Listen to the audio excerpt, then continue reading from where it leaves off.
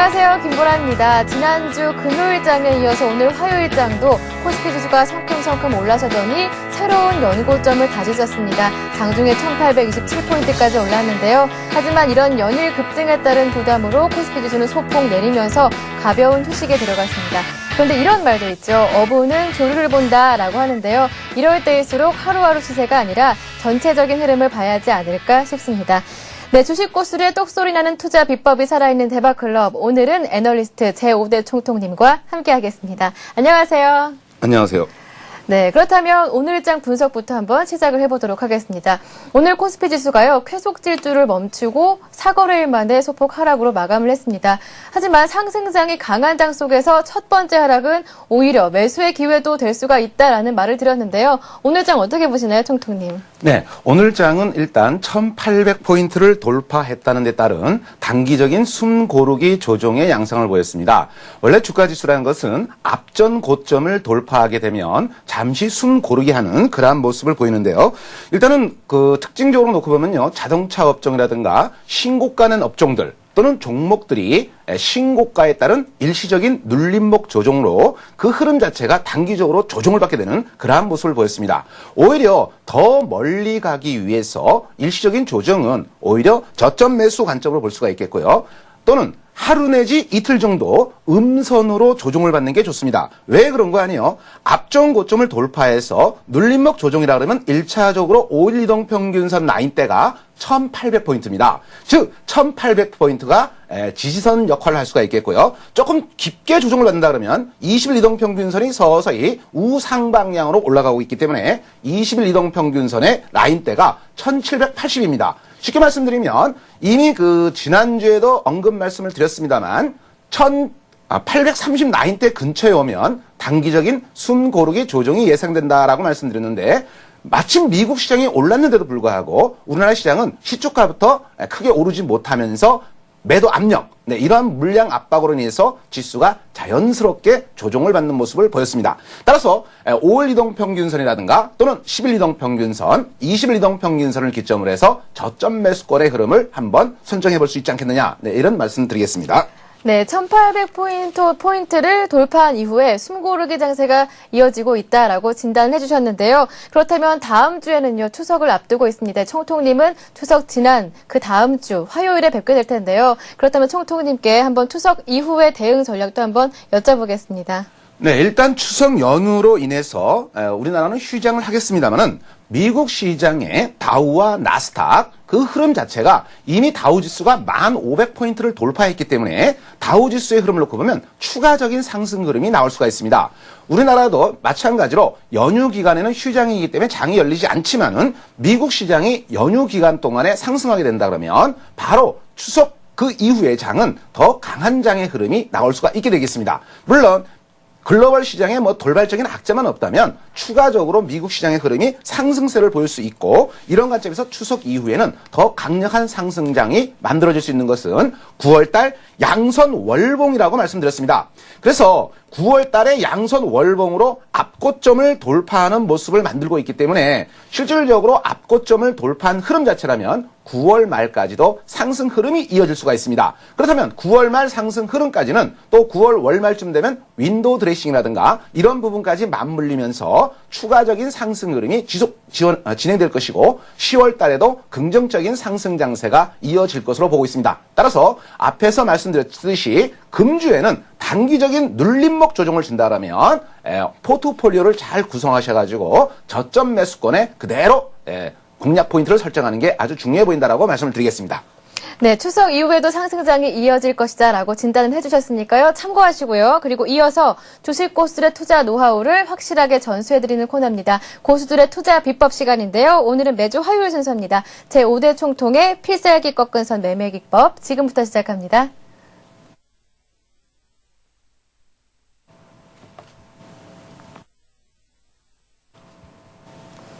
네, 제5대 총통의 필살기 꺾은선 매매 기법 강의를 본격적으로 시작하기 앞서서요. 매주 여러분들의 질문을 먼저 해결해 듣는 시간을 가질 예정인데요. 항상 참여하실 수 있는 방법은요. 013-3366-0110번 무료 문자로 보내주실 수가 있고요. 그리고 문자가 여의치 않으시다, 좀 더 길게 설명하고 싶다, 질문을 남기고 싶다 하시는 분들은요. 서울경제TV 홈페이지 대박클럽의 게시판을 통해서도 남겨주실 수가 있으니까요. 많은 참여를 기다리고 있겠습니다. 네, 오늘은 첫 번째 시간이기 때문에 질문이 없습니다. 그리고 제가 질문을 한번 마련해 봤는데요. 항상 궁금했던 점입니다. 총통님의 강의는 제가 많이 접했었는데 총통님이 실질적으로 개인적으로 투자하실 때는 어떤 기준으로 투자하시는지 굉장히 궁금했었거든요. 그 비법 좀 남겨주시죠. 네, 일단 가장 중요한 것은요. 시청자 여러분들, 투자자분들이 자기만의 원칙이 중요하다고 생각합니다. 네. 왜냐하면은 핵심적인 요소는요. 수많은 기법이 있다 하더라도 그러한 기법을 내 스스로가 체험하고 체득하고 그런 관점에서 자기 자신만에게 알맞는 맞춤형 그 기법을 자기 거로 만들어서 원칙적인 매매를 해야 됩니다. 실질적으로 투자를 하다 보면 만약에 그 욕심이 나거나 이런 부분이 있을 경우는 자기 스스로를 좀 제어할 수 있는 가장 중요한 건 자기 자신과의 싸움입니다. 시장이라는 것은 아무리 대세가 올라간다 하더라도 실질적으로 지수 대형주가 움직일 때 또 동떨어진 중소형주를 원한다든가 또는 테마주에 가서 묶여있다 그러면은 사실은 좀 매매 패턴이 잘못돼 버린 거거든요. 그러니까 결국은 지수가 1800을 넘어섰다는 얘기는 결국 시장이 대세로 가기 시작한 중요한 관점이기 때문에 지수 관련 대형주의 포트폴리오를 짜는 거하고 그 다음에 두 번째가 원칙입니다. 원칙이란 건 뭐냐면 뚜렷한 자기 자신만의 손절매 원칙을 가져야 됩니다. 그 손절매 원칙 같은 경우는 무엇을 기준으로 하느냐에 따라서 다 다릅니다만은 제가 마침 오늘 이 꺾은 선 매매에 관련해서 말씀드리려고 하는 것은 뭐냐면 핵심적인 그겁니다. 랭커 차트를 보더라도요. 빨간 벽돌과 파란 벽돌이 만들어지면서 방향성을 제시해 줍니다. 따라서 이 꺾은 선 차트 매매에서 가장 중요한 것은 상승 추세가 진행되다가 꺾였다. 꺾이는 신호가 나타나게 된다면 바로 그 즉시 매도 전략을 세워야 되는 것이고요. 만약 매수를 했는데 바로 꺾은 선이 하향 방향으로 꺾인다라고 했을 때는 손절매. 이것이 가장 중요한 원칙이라고 할 수가 있습니다. 따라서 꺾은 선이라는 것은 빨간 선으로 올라간다. 자, 빨간 깃발을 올린다 생각하시면 되고요. 반면에 내려간다 할 때는 파란색 깃발. 그러니까 빨강과 파랑 두 가지만을 가지고 시장 흐름을 접근해 나가시는 겁니다. 실질적으로 많은 투자자분들이 그 시장에 대해서 욕심이 나가지고 너무 과열돼 있는 상황에서도 추격 매수를 하는 관점이 되는데요. 추격 매수하다가 꺾였다 하면은 1차적으로 빨간 선에서 기본적으로 5일 이동 평균이라든가 또는 0.38이라든가 자기만의 그 원칙적인 요소를 만들어 놓고 그 라인을 이탈한다 할 때는 과감없이 손절매를 하는 것이 중요해 보이는 겁니다. 따라서 제가 무슨 큰 비법을 가지고 있는 건 아니지만 실질적으로 우리 시청자 여러분에게 정말 좋은 매매 방법이 있다면 제가 바로 소개시켜 드리려고 하는 게 꺾은 선입니다. 따라서 꺾은 선에서 빨간색 깃발 올려! 그러면 빨간색 방향으로 가는 겁니다. 반면에 빨간색에서 파란색으로 방향 바꿨다! 그러면 쉽게 말하면 우리가 1000기 올려, 100기 올려 그 게임이 있듯이 파란색으로 깃발이 꺾였다 그러면 그 즉시 매도한다. 이런 전략을 세우시면 원칙적으로 가장 중요한 자기만의 스타일 매매가 된다고 할 수 있겠습니다. 네, 역시 오늘 5대 총통님의 개인적인 투자 비법은 오늘 강의를 잘 들어봐라 라는 말씀이신 것 같습니다. 네, 대박클럽 시즌2는요, 요일마다 이렇게 출연하시는 전문가님들이 다릅니다. 매주 화요일은 총통님과 함께 하니까요. 오늘 강의 들으시다가 궁금하신 점 있으시면요, 013-3366-0110번으로 남겨주시고요. 서울경제TV 홈페이지 게시판을 통해서도 남겨주실 수가 있으니까요. 많은 참여를 기다리고 있겠습니다. 네, 그럼 제5대 총통의 필살기 꺾은 선 매매 기법 본격적으로 시작합니다. 실시간 시장 흐름과 시장 대응 전략을 구사해 차트 공부와 수익을 노린다. 제5대 총통의 필살기 꺾은 선 매매 기법이 이어집니다. 네. 꺾은 선 기법의 가장 중요한 것은요. 꺾은 선 매매 기법이라 해서 특별하게 거대하거나 웅장하거나 그런 것은 아닙니다. 꺾은 선의 가장 기본적인 요소는요. 꺾은 선의 기본, 빨강과 파랑입니다. 자, 1000기 올려, 100기 내려. 이러한 그 게임의 논리가 있듯이요. 꺾은 선에서 빨간 깃발이 올랐다 그러면 빨간 깃발에서 매물 저항들을 돌파한다 할 때는 강하게 매수 전략을 세우는 겁니다. 반면에 꺾은 선이 파란색으로 꺾인다. 그럴 경우는 매도 전략을 취하는 것이 가장 중요한 것인데요. 먼저 그것을 설명하기 전에 제가 왜 5대 총통이냐라고 하시는 분들이 많아요. 그런 질문도 많고 그러면 제 1대가 누구냐?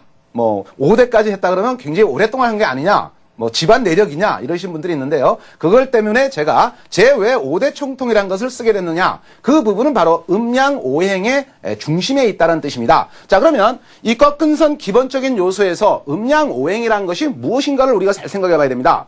아니, 주식을 하면서 우리가 역학을 하냐? 물론 제가 지난번에도 말씀을 드렸죠. 역학이라는 부분은 우리가 부분적으로 어느 정도 활용하는 것 뿐이지, 주식시장에 역학을 갖다 맞춰놓으면요 30%도 안 맞아요. 그러니까 괜히 또 역학한다고 해서 철학관 가셔가지고 어떤 주식 올라갑니까? 뭐 어떤 업종이 좋습니까? 그 점쟁이한테 물어봐야 별 의미 없습니다. 쉬운 얘기는 꺾은 선의 음양오행이라는 부분이 있습니다. 우리가 음양오행이라는 부분이 뭘까요?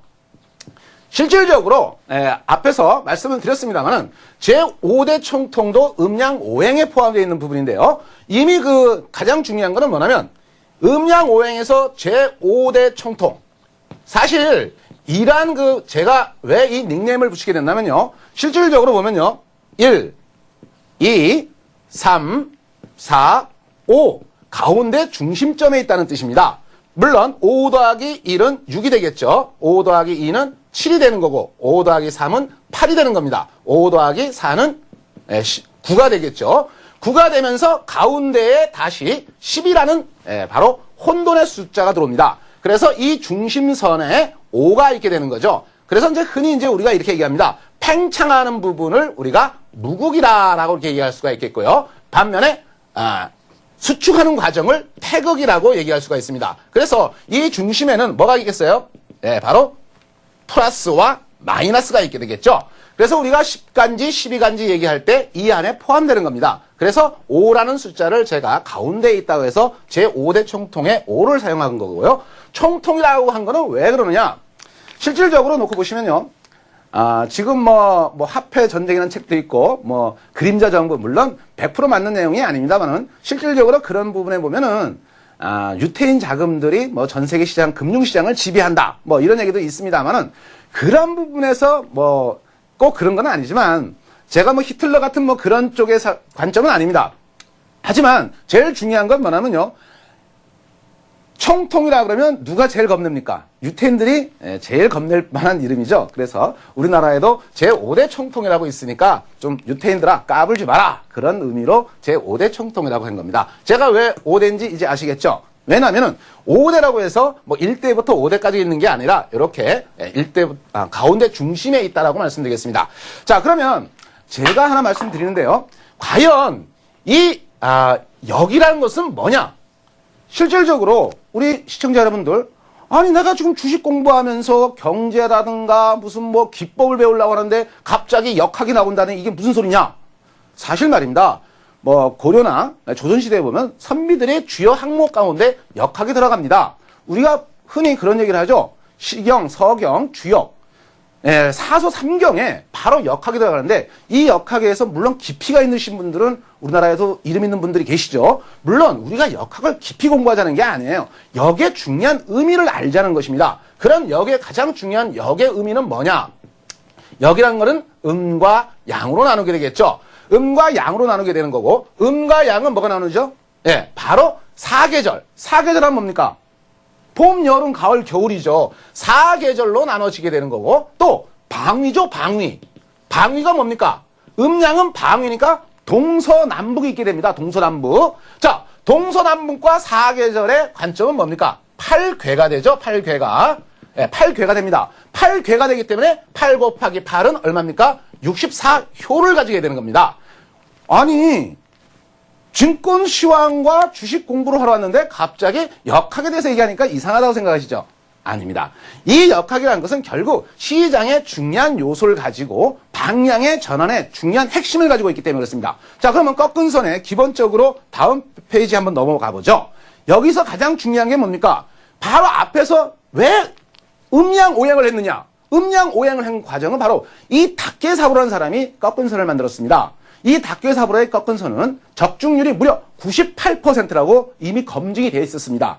물론 이 꺾은 선은 일본에서 통용됐던 부분이었고, 국내에서는 제5대 총통이 여기에 바로 변한 수치를 작용해서 제5대 총통만의 닭개사불의 꺾은선입니다. 따라서 이 꺾은선의 흐름을 놓고 보시면요. 바로 왜 은과 양이 필요한지를 알게 됩니다. 우리는 흔히 주식이라는 것이 말입니다. 항상 보면은 어느 고점이라는 것이 형성되면요. 주가는 고점이다. 자, 올라가다 고점을 만들었어요. 그러면 주가는 떨어지게 됩니다. 떨어지다 보면은 앞에서 말씀드립니다만은 제5대 총통과 수업을 같이 하다 보면요.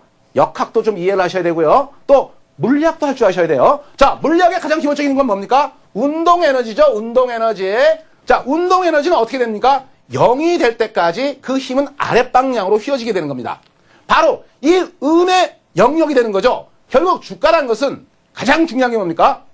여러분 스스로가 공을 한번 떨어뜨려 보십시오. 공을 떨어뜨리면 공이 어떻게 됩니까? 반탄력으로 절반 정도 올라가죠. 그러나 공은 다시 또 떨어집니다. 왜? 위에서 운동 에너지가 시작돼가지고 하방으로 눌러버리기 때문에 올라왔다가 또 떨어지고 올라왔다 떨어지고 올라왔다 떨어지면서 결국 0이 되는 지점에서 멈추게 됩니다. 이 멈추는 지점이 어떻게 돼요?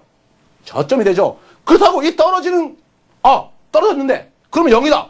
바로 몇 수 들어가냐? 아니에요. 이 부분이 무슨 선? 45도 기준을 딱 놓고 보시면요. 이 부분이 무슨 영역? 음의 영역으로 볼 수가 있는 겁니다. 음의 영역에서는요. 우리가 주가가 많이 빠지면 5일 이동평균선이라든가 단기 이격, 20일 이동평균선이라든가 이격이 벌어지면 단기 기술적 반등을 하려고 합니다. 이게 바로 45도가 뭐냐? 이동평균선이에요. 쉽게 말씀드리면 자, 20일 이동평균선이라고 가정을 했을 때 위에서 찍어 누르는 힘 때문에 주가는 올라가지 못하고 계속 이러한 흐름을 보이면서 음의 영역에 놓이게 됩니다. 자, 음의 영역에서는요. 앞에서 뭐가 나타나면요. 신호가 중요한 게 나타납니다. 한번 강하게 들어 올렸다가 한번 또 눌림목을 줍니다. 이때 우리가 이 부분을 W자, 쌍바닥이라고 할 수 있겠죠. 자, 이 쌍바닥에서 저점이 높으면 뭐라 그럽니까? 상향 다이버전스 또는 우리가 뭐라 그래요? 좀 방송에서 뭐 할 수 있는 얘기입니다만은 좀 하기 좀 어려울지 모르겠지만 일명 짝꿍댕이. 네? 짝꿍댕이 패턴이 되겠어요. 자, 짝꿍댕이 패턴이 되면서 저점과 저점이 높은 상향 다이버전스. 이때 바로 앞고점을 넘어가게 되면 뭐가 나온다? 빨간 깃발 올려 하고 바로 빨간 선으로 양의 영역이 되는 겁니다. 이 양의 영역이 되면서 결국 뭐가 나옵니까? 양의 영역으로 가니까 이때가 무슨 색이 나와요? 빨간색이 나오는 겁니다. 빨간 게 올려. 네, 청기가 아니에요. 청기는 바로 여기서부터 어디예요? 파란 선으로 바뀐 이 지점부터 계속 파란 선입니다. 파란 선으로 파동을 만들고 있기 때문에 주가는 올라갈 확률적인 요소가 없어요. 그러면 이 파란 선이 나왔다는 것은 뭐예요? 매도라는 얘기죠. 매도에 또 뭘 할 수가 있어요? 공매도를 할 수가 있겠죠. 바로 이겁니다. 우리가 가장 기본적으로 이해할 것을 제가 뭐 음양 오행의 역학이다라고 하니까 아이고 야 주식하기도 힘들어 죽겠고 뭐 경제 기사 보기도 힘들고 여러 가지 보기도 골치 아픈데 무슨 또 역학까지 배우느냐? 역학의 가장 중요한 음과 양만 이해하자는 얘기예요. 아니 음과 양을 뭐 우리가 이해를 못합니까? 다 알고 있는 사실이죠. 그러면 기본적으로 알고 있는데 조금 더 가미를 해보자는 것은 뭐예요? 바로 물리학입니다.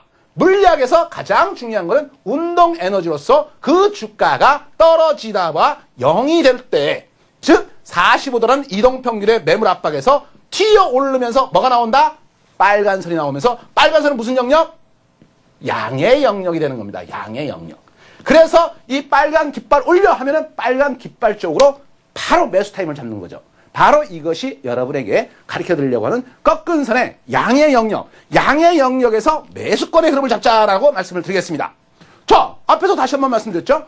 음의 영역은 뭐예요? 운동 에너지예요. 운동 에너지. 운동 에너지가 시작되면 어떻게 된다? 바로 이렇게 파란 선으로 방향을 바꾸면서 내려가는 겁니다. 음의 영역으로 바뀌었다는 것은 그만큼 주가가 하락할 확률이 높아진다는 것이죠. 자, 그러면 바로 음의 영역은 뭘 의미한다? 바로 운동 에너지라고 말씀드렸어요. 그러면 양의 영역은 위로 올라가면 뭐가 되겠어요? 물리학에서 위치 에너지가 되는 겁니다. 위치 에너지. 바로 이렇게 양의 영역과 음의 영역을 여러분 스스로가 판단해 본다면 정말 시장 흐름을 절묘하게 흐름을 이해해 볼 수가 있습니다. 자, 그러면 꺾은 선의 가장 기본적인 요소의 핵심적인 요소가 뭐냐? 자, 지금 한번 보다시피 무엇을 보여주고 있습니까? 지금 보시면요. 지금 과거에 이건 종합지수로 표현됐네요. 이게 효송이라는 종목이었습니다. 효송이라는 종목이었는데요. 자, 여기 보시면요. 앞전 고점을 깨고 앞점 저점이죠. 앞점 저점을 깨고 하방향으로 무너진 겁니다. 하방향으로 무너지면서 무슨 신호가 나왔어요? 파란 선이 나왔죠. 파란 선이 나오면서 반등을 줘도 결국은 떨어지게 됩니다. 물론 이 저점에서 잡으면 어떠냐? 이 저점이야말로 오히려 매수의 기회가 아니냐? 아닙니다. 떨어지는 칼날은 어디서 멈출지를 모르기 때문에 가장 안전하고 좋은 방법을 선택하는 게 뭘까요? 바로 이렇게 파란 영역에서 빨간색이 나와서, 자, 빨간색 깃발 올려. 그 다음 뭐가 나옵니까? 눌림목이 나오죠. 그 다음에 빨간 선으로 그 방향을 타고 나가게 됩니다. 따라서 이 방향성의 흐름이 그만큼 강해지면 강해질수록 이 흐름 자체가 상대적으로 좋아지는 겁니다. 이것은 결국 종합주가 지수뿐만 아니라 실질적으로 대형주, 지수 대형주에서 여러분들이 활용하시면요, 많은 효과를 볼 수가 있습니다. 물론 일부 개별 종목이라든가 테마 종목 중에서 좀 거래가 좀 적은 종목이라든가 또는 자본금이 너무 작은 회사 같은 종목들은 조금 좀 주가 가격이 누군가의 매수에 의해서 좀 가격이 변동될 수는 있지만 큰 변함없이 중대형주 이상에서는요, 이 꺾은 선의 매매 방법을 활용하시면 아주 좋은 방법입니다. 자, 그러면 꺾은 선의 기본적으로 다시 한번 설명을 드리겠습니다. 자, 한번 보시면요, 꺾은 선의 효송입니다. 자, 효송을 다시 한번 보시면요, 과거에 제5대 총통이 이 자료를 만들어 놨어요. 자, 효송을 놓고 보시면요, 과거에 여기가 13,000원의 대량 거래가 발생합니다. 이 대량 거래가 발생하면서 선수가 입장하는 거죠. 누군가의 거대한 큰 매수세가 들어와서 방향을 어떻게 바꿉니까? 음의 영역권에서 양의 영역권으로 올라가게 됩니다. 양의 영역권으로 파동마디가 몇 개 나옵니까? 하나, 둘, 셋, 넷, 5개의 상승 파동마디를 만들죠. 그러면 엘리어트 파동이냐? 아니에요. 자, 제5대 총통의 꺾은 선 파동은 파동 자체만 카운팅하는 것이지 엘리어트 이론을 적용시키는 건 아닙니다. 다만 엘리어트의 파동 카운팅만 유사성을 가지고 있다는 얘기죠. 그렇다면 엘리어트 파동의 원칙이 적용되느냐? 3파가 가장 길어야 되지 않느냐? 그게 아닙니다.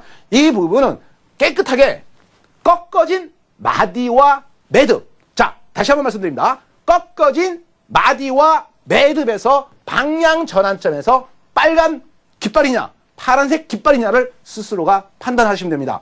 설마 이 그래프 차트를 보시고 계신 분 중에서 생명이라고 하시면 어쩔 수가 없지만 생명이 아닌 이상, 아니 한번 보세요. 빨간 선으로 올라가다가 빨간 선의 고점이 낮아지면서 저점을 깨고 있습니다. 이게 무슨 색입니까? 파란색이잖아요. 파란색을 보면서 주식을 매수한다?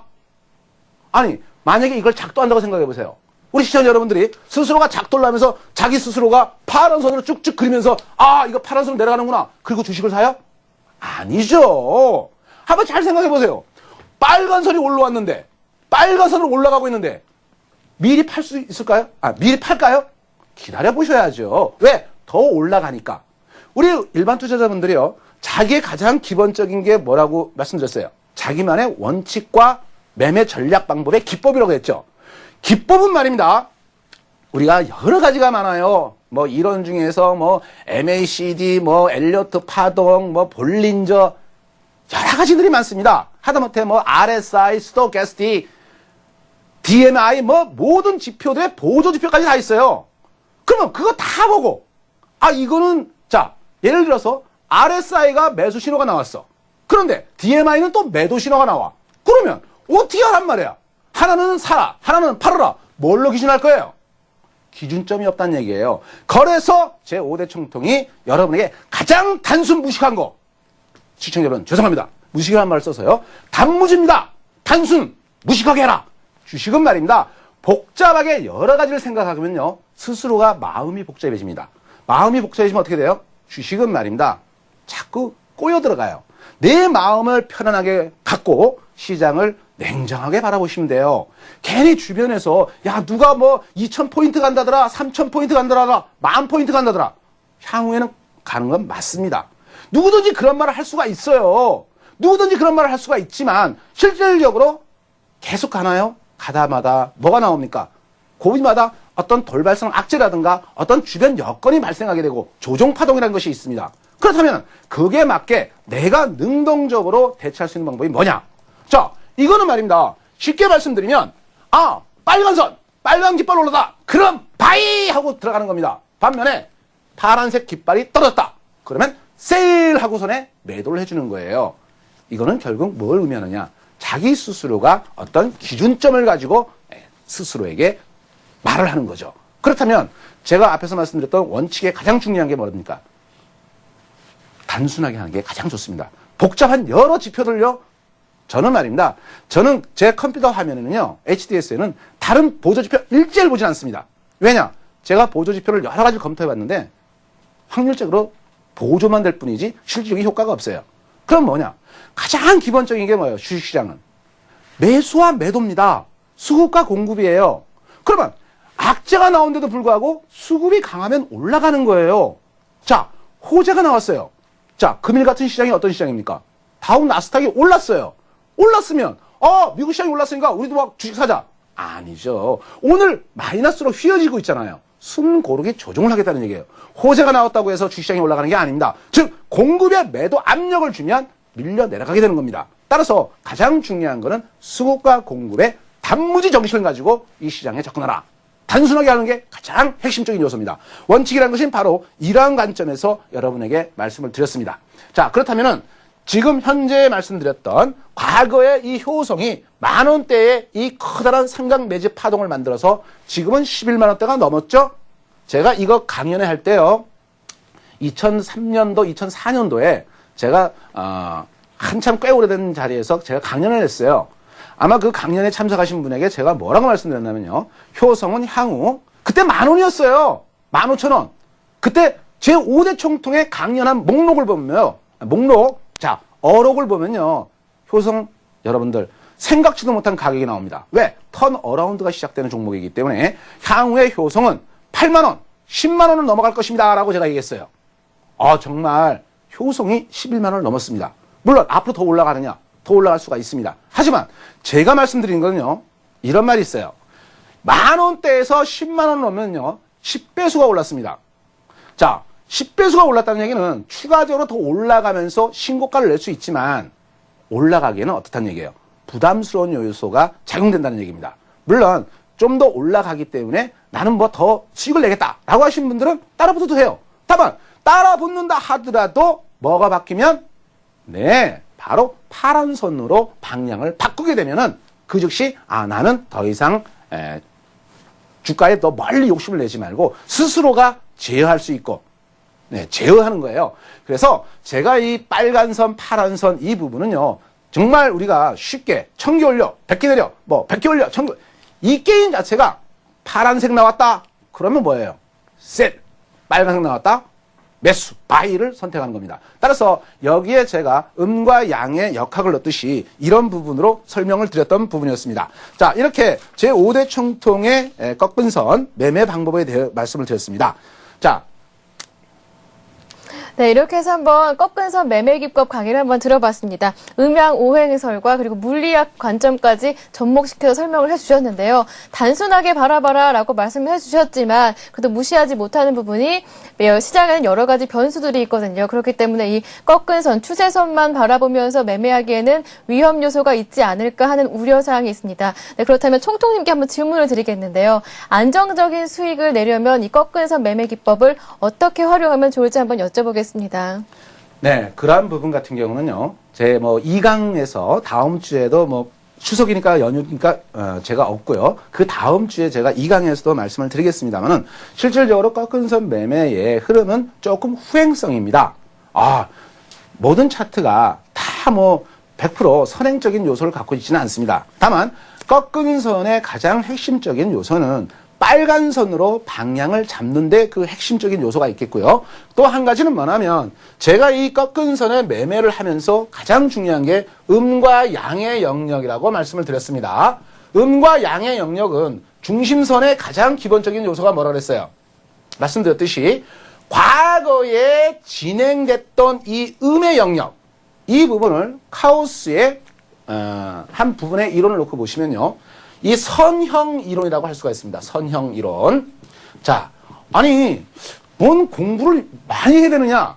아니죠. 앞에서 공부를 깊게 할 필요가 없다고 했어요. 이 부분은 과거의 선형 이론. 이거는 한마디로 과거입니다. 자, 요즘 그 영화에도 그런 게 있죠? 뭐 2분 앞을 내다보면서 미래를 보면서 자기 마음대로 막 바뀌는 그런 영화도 있어요. 자, 그럼 과거가 있고 지금 있는 위치가 뭐예요? 현재죠, 현재. 그러면 앞으로 다가올 미래는 뭡니까? 미래는 불투명하잖아요. 우리가 한 치 앞도 내다볼 수 없다는 게 뭡니까? 미래를 모르니까. 그렇다면 이 미래를 우리가 불확실성이라고 할 수가 있는데 이러한 불확실성을 비선형 이론이라고 할 수가 있습니다. 자, 우리 시청자 여러분, 스스로가 뭘 볼 수가 있어요? 본인의 얼굴을 보기 위해서 우리가 늘 거울을 봅니다. 근데 거울에 비친 모습이 본인 스스로의 얼굴이라고 생각하십니까? 아니에요. 그건 본인 얼굴이 아니고 다른 사람이 나의 얼굴을 보는 기준점이 됩니다. 스스로가 자기가 보는 얼굴을 보려고 그러면요, 거울을 하나 더 뒤에 대고 자기 얼굴을 맞부딪혀 봐야 진짜 자기 얼굴을 볼 수가 있다고 합니다. 그렇다면 남이 보는 나의 얼굴, 그리고 본인 스스로가 보는 얼굴, 이 과정이 다르기 때문에 바로 우리는 같은 사물을 보고 있지만 또 다른 모습을 가지고 있습니다. 따라서 이 과정을 선형과 비선형으로 놓고 봤을 때 물론 과거에 있었던 일이 미래에 똑같이 일어난다는 법은 없습니다. 그러나 유사성을 가지고 있는 부분은 상대적으로 많이 있습니다. 그 유사성적인 요소를 갖고 있기 때문에 이 과거를 유추 해석을 해서 미래로 한번 내다보는 우리가 이러한 부분을 가지고 시나리오라든가 예상을 해볼 수가 있는 거죠. 여기다가 우리가 기본적으로 이러한 이론에 바로 뭘 할 수가 있어요? 꺾은 선의 음과 양으로 이 부분은 무슨 선? 네, 45도로 누르면서 운동 에너지의 0이 되는 지점에서 뭘로? 양의 영역으로 바뀌는 부분입니다. 이런 부분은요, 자, 우리 시청자 여러분들, 단기 하시는 분들 있죠? 아, 오늘은 내가 일당벌이 할 거야 라고 하시는 분들은 5분봉을 사용하셔도 좋고요. 네, 또는 뭐 30분봉, 60분봉 이렇게 활용할 수가 있습니다. 반면에 나는 좀 중기적인 관점으로 볼 거야. 그때는 뭘 볼 수가 있어요? 일봉, 또 뭐가 있어요? 꺾은 선에 주봉도 있습니다. 아, 나는 좀 해외여행까지 갔다 오고 나는 해외에도 사업도 있어 라고 하신 분 같은 경우는 뭘 할 수가 있어요? 월봉입니다. 자, 뒤편에서도 계속 강의를 할 수 있는 내용이지만 잠깐 소개를 한다면요.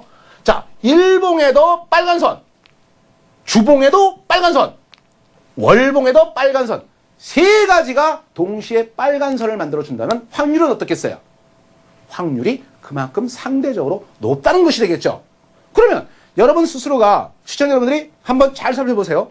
꺾은 선에 빨간 신호가 일봉, 주봉, 월봉, 3박자가 맞으면서 강하게 치고 올라간다는 종목이 나오면요, 그 종목은 예의유심히 지켜보세요. 그러면서 뭘 찾아볼 수 있어요? 아, 그 기업이 또 다른 내면의 기술적 뭐가 나옵니까? 신기술이라든가 또는 그 회사의 새로운 어떤 개발이라든가 또는 매출 규모가 커진다든가 뭔가가 다른 게 있는 거를 누군가가 먼저 알아채고 그 주식을 사들이고 있다는 얘기입니다. 그 사들이고 있는 과정이 바로 무엇으로 표시된다? 우리가 그래서 길적 분석이라고 얘기하는데요. 그 길적 분석에서 바로 음과 양으로 그 방향의 흐름을 바꿔볼 수가 있다는 것입니다. 따라서 이런 관점에서 흐름을 놓고 보시면요, 시장이라는 것은 상당히 무언가를 주고 있는 걸 알 수가 있습니다. 네, 이렇게 해서 꺾은 선 매매 기법만으로도 안정적인 수익을 낼 수 있는 방법까지 들어보면서요, 다음 시간까지 강의까지 한번 엿봤습니다. 네, 그런데 꺾은 선 차트는요, 30분 차트, 5분 차트 이렇게 시간별로도 차트가 나눠져 있다고 알고 있는데요. 어떤 경우에 또 어떤 차트가 유용한지 설명해 줄 수 있을까요? 네, 지금 현재 꺾은 선 차트의 그 일부 종목을 좀 볼 수가 있는데요. 네. 지금 현재로서는 이 종목의 그 관점을 한번 놓고 본다면요, 사실 뭐 종목의 그 흐름은 지금 뭐 꺾은 선으로 바로 이제 보여드리기가 좀 그한데요. 예. 랭코 차트로 한번 설명을 드릴게요. 네. 이 랭코 차트 같은 경우나 꺾은 선이나 유사성을 갖고 있습니다.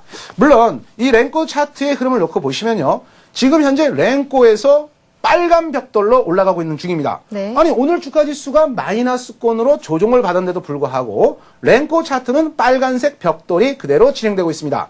제가 이 꺾은 선 차트와 랭코 차트의 다른 점의 관점은 뭐냐면요. 같은 원리를 가지고 있습니다. 이 같은 원리를 가지고 있기 때문에 여기서 우리가 한번 생각해 볼 필요가 있습니다. 이 부분이 뭐냐면요. 자, 이 랭코 차트와 꺾은 선은 뭐로 표시가 됩니까? 바로 음과 양으로 표시가 되고 있다는 얘기예요. 자, 랭코 차트를 가지고 꺾은 선과 같이 비교를 해볼 경우는 아주 확연한 차이가 나타날 수 있습니다. 랭코 같은 경우는 뭘 줄 수가 있습니까? 물론 이 꺾은 선에도 뭐를 주냐면요. 일정한 필터 값을 줍니다. 필터.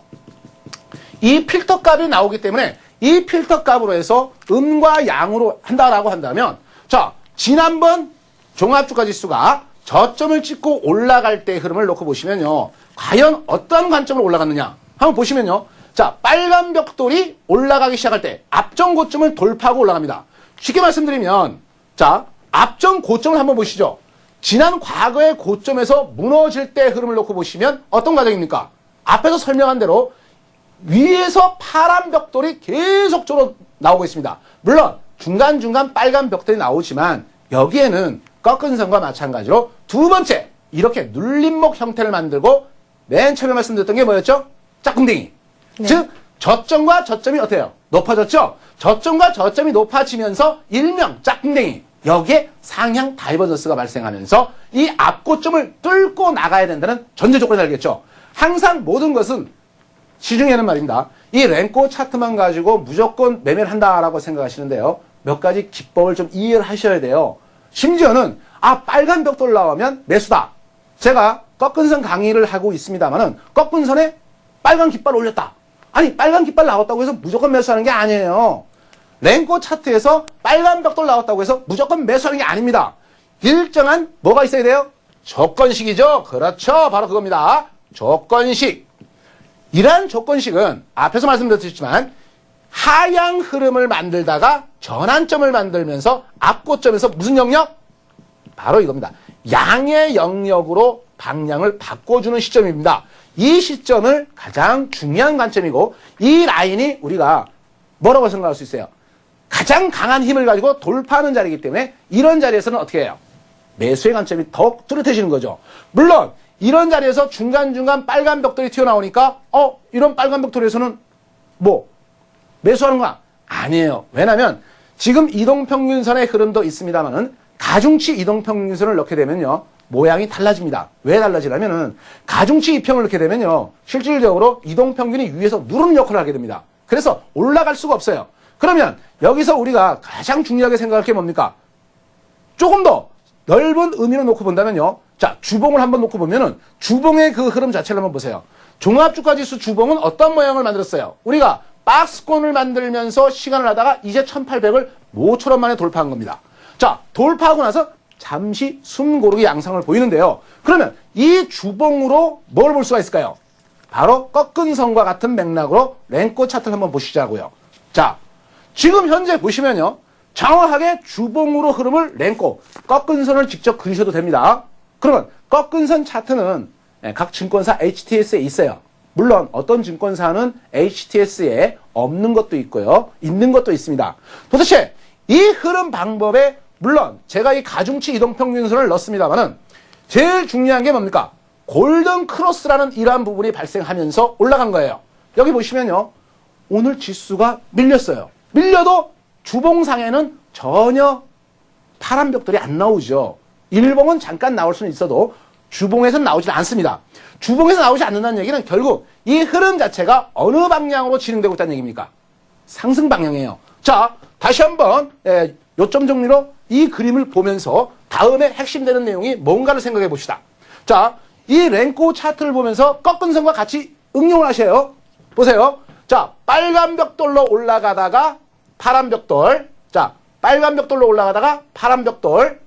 빨간 벽돌로 올라가다가 자, 고점 돌파했죠? 그 다음에 파란 벽돌 나왔습니다. 그리고 나서 다시 빨간 벽돌로 이 고점을 돌파한 겁니다. 앞에서 꺾은 선이 어떻다 그랬어요?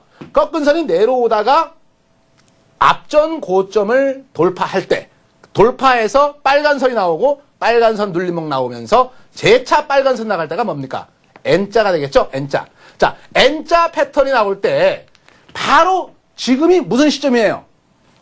빨간 선으로 살짝 눌림목을 한번 줄 시점이에요. 빨간 선으로 살짝 눌림목을 주고 나서 어떻게 되겠어요? 바로 빨간 선으로 다시 올라가기 시작한다는 조건식이라면 어떻게 돼요? 강한 상승 흐름이 되겠죠. 바로 이러한 흐름에서 랭코 차트는 빨간색으로 계속 진행되고 있는 과정에서 보시면은 역시 가중 이동 평균선이 어떻게 해요? 서서히 날개를 피면서 더 강해지려고 하는 모습을 보여주고 있습니다. 그러면 이러한 랭코 차트와 꺾은 선을 비교해 보시면요. 아, 나는 랭코 차트도 뭐 꺾은 선 둘 중에 하나만 선택하겠다. 물론 여기에 차이점이 있습니다. 랭코도 가중치 값이 나와요. 랭코도. 여기도 가중치 값이라는 것이 있기 때문에 실질적으로 자기 본인 스스로가 쓰기 나름입니다. 물론 여기에 어떤 그 가중치적인 요소와 꺾은 선의 필터값 같은 내용이 될 수가 있어요. 하지만 여기서 보면요. 꺾은 선은 바로 뭘 줍니까? 현재 그 필터값만 벗어나면 꺾은 선은 완전히 현재예요. 현재. 우리가 시청자 여러분들이 주식이 올라간다. 그러면 올라간다라고 했을 때 우리가 그동안 많이 봐왔던 게 뭐예요? 캔들, 일봉이에요. 일봉. 그 일봉을 많이 봐왔기 때문에 이러한 그 랭코 차트를 보거나 또는 꺾은 선 차트를 보면 다소 혼란을 느낄 수도 있어요. 처음 보는 건가라. 아, 뭐 저런 것도 있었지? 난 저런 거 처음 봐. 이렇게 생각하시는 분도 있어요. 하나, 그 내용의 그 흐름을 가만히 놓고 보면요. 여기는 음양오행에 관련된 핵심적인 요소가 있다는 얘기입니다. 그냥 빨간 벽돌 나왔다, 빨간 깃발 나왔다, 매수가 아니라 일정한 조건식적인 요소를 우리가 충분히 이해를 하게 되면 여기서의 상승 흐름 자체가 강해지고 진행된다는 걸 알 수가 있습니다. 자, 그러면 이러한 흐름에서 나는 자, 우리가 월봉으로 종합주가지수를 넣고 보시면요. 자, 흔히 보는 게 캔들입니다. 자, 캔들에서도 보시면 움직임 자체가 어때요? 박스권을 돌파하면서 양선 월봉이 나왔어요. 이 양선 월봉이 9월 달에 나왔는데요. 자, 제가 이런 말씀 드렸죠. 월 초반부에 자, 월봉이라는 자체가 뭡니까? 월 초에 무너지기 시작했어요. 자, 월 초반에 무너지기 시작했다. 그럼 눈탱이 밤탱이 된 거예요. 그러면 월봉이라는 습성은 월말까지 더 어떻게 된다? 더 흘러내릴 수가 있죠. 월봉 자체가. 더 흘러내리면서 음선 월봉이 됩니다. 자, 초반에 눈탱이 밤탱이 되면 월말 가서는 뭐예요? 쌍코피 터집니다. 계속 하락한다는 얘기예요. 중요한 얘기입니다. 우리 시청자 여러분, 제가 왜 이렇게 우스꽝스러운 얘기를 하면서 시선을 끌려고 하냐면요. 잘 보세요. 월 초반부에 무너진 주식은요. 대부분 월말까지 하락하는 경우가 상대적으로 높다는 사실입니다. 그래서 월 초반부에 눈탱이 밤탱이 되면 월말 가서 쌍코피 터진다. 이렇게 공식을 외우는 거예요. 아시겠죠? 자, 반면에 월 초반부터 양봉으로 올라간다. 자, 이 양봉은 뭐라 그럽니까? 요즘 광고에도 참 올레 많이 소리치고 있죠? 예, 올레 양봉입니다. 예, 뭐 또 누구 또 가수가 또 나와서 또 올레 내게 올레 뭐 이런 노래도 있죠? 자, 마찬가지로 올레 한번 외치면서 이 양봉이 딱 나오면 어떻게 된다? 월말까지 올라간다는 원래 양봉입니다. 좀 발음하기가 좀 멋있으면요. 광고 많이 보세요. 광고에 보면 올레 소리 많이 치죠? 자, 이렇게 양선 월봉의 기준점입니다. 그러면 9월 달에는 양선 월봉으로 올라간다는 신호가 되겠죠? 그러면 추가적으로 더 올라간다는 신호로 우리가 봤을 때 이것을 꺾은 선으로 보거나 또는 랭꼬로 한번 보시면 자, 어떤 모습일까요? 한번 보십시다. 자, 주가 지수가 월봉입니다. 과거에 자, 2003년도에 올라가면서 일시적인 파란 벽돌은 나왔지만은 가중치 이동평균선을 타고 월봉 자체가 계속적으로 올라갑니다. 그러면 이 과정이 2007년도 12월 달까지 올라간 거예요. 그리고 나서 2007년도 2080 라인에서 처음으로 무너진 겁니다. 무너졌다가 되돌이 반등을 준 거죠. 빨간 벽돌이 나왔어요. 빨간 벽돌이 나왔지만은 자, 이 파란 선 가중이평이 중기 기준선입니다. 자, 우리가 어릴 때 뭡니까? 체육 시간에 가면 기준 그러죠? 기준점입니다. 기준점을 어떻게 했어요? 헤딩! 박치기 한 거예요. 박치기 하고 나서 무슨 색입니까? 아, 보세요. 이거 생명이 아닌 이상 이걸 딱 보면 무슨 색깔? 파랑색이죠. 파랑색. 뭐 가수의 뭐 파란 나라를 보았니 노래 제목도 있잖아요. 이거는 온통 파란색이에요. 파란색. 월봉 추세가 파란선으로 계속 내려가고 있다는 거는 내가 주식을 보유하면 보유할수록 어떻게 된다? 불리해지는 거예요. 무슨 얘기인지 아시겠죠? 그러나 지난 2008년 말과 2009년 1월 달부터는 월봉에서 뭐가 나왔어요? 빨간 벽돌이 나오면서 상승을 시작합니다. 이 빨간 벽돌이 나오기 상승하면서 일시적으로 이 가중치, 아까 말씀드렸죠? 기준! 이 기준선을 어떻게 했어요? 뚫고 나간 겁니다. 뚫고 나갔다는 건 그만큼 힘이 있다는 것을 의미하는 거죠. 자, 그럼 한번 보세요. 이 월봉에서 빨간 벽돌. 우리가 제가 이런 말씀 드리면 뭐 할지 모르겠지만, 우리 예전에 어릴 때 시골에 푸세식 화장실 있죠? 푸세식. 그러면은 뭐 빨간 종이 줄까, 파란 종이 줄까? 예. 중간 이해되시죠? 그런 얘기가 있듯이 이렇게 빨간 벽돌이 꾸준하게 상방향으로 올라가기 시작합니다. 자, 이렇게 빨간 벽돌의 흐름이 계속 진행되고 있는 이러한 모습이라면 향후에도 빨간 벽돌의 흐름은 계속 진행된다는 것을 의미할 수 있겠죠. 그러면 여기서 뭡니까? 장의 움직임상 가장 핵심적인 요소가 뭐예요?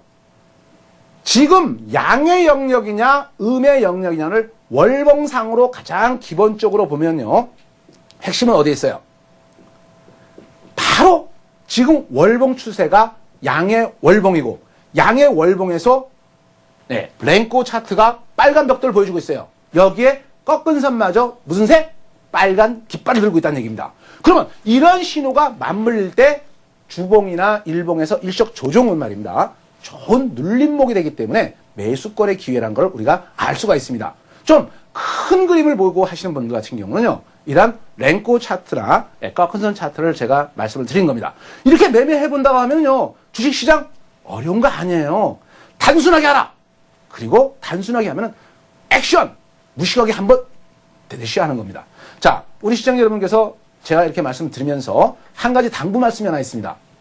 랭코 차트나 꺾어서 차트는요, 현재가를 직접적으로 표현하는 방향성입니다. 그렇기 때문에 선물하시는 분에게는 상당히 유리한 방법입니다. 특히 지수 선물하시는 분에게도 상당히 유리한 방법이죠. 반면 랭코 차트나 꺾은 차트는요, 시간 가치가 없어요. 시간 개념이 없어요. 시간 개념이 없으니까 옵션은 뭐예요? 시간 가치죠. 랭코 차트나 꺾은 선 차트로 옵션 하지 마세요. 제가 다 검토해 봤어요. 해보니까 대부분 꽝이 됩니다. 그래서 이거는 시간 가치 개념이 없기 때문에 여러분들이 이 점을 아셔야 됩니다. 그래서 랭코 차트에서나 꺾은 선 차트는 옵션은 안 된다. 선물이나 지수 대형주에는 방향성은 정확하다라는 것을 말씀드리겠습니다. 네, 제5대 총통님의 실전 필살기 꺾은선 매매 기법 두 번째 시간도 굉장히 기대가 되는데요. 오늘 강의 들으시다가 궁금하신 점 있으시면요, 언제나 013-3366-0110번으로 남겨주시면 되고요. 서울경제TV 홈페이지에서 대박클럽 게시판을 통해서도 남겨주실 수가 있으니까요. 많은 참여를 기다리고 있겠습니다. 네, 다음 주 이 시간에 총통님이 다시 출연하셨을 때 시원하게 해결을 해드리도록 하겠습니다. 오늘 총통님 수고 많으셨습니다. 고맙습니다. 감사합니다.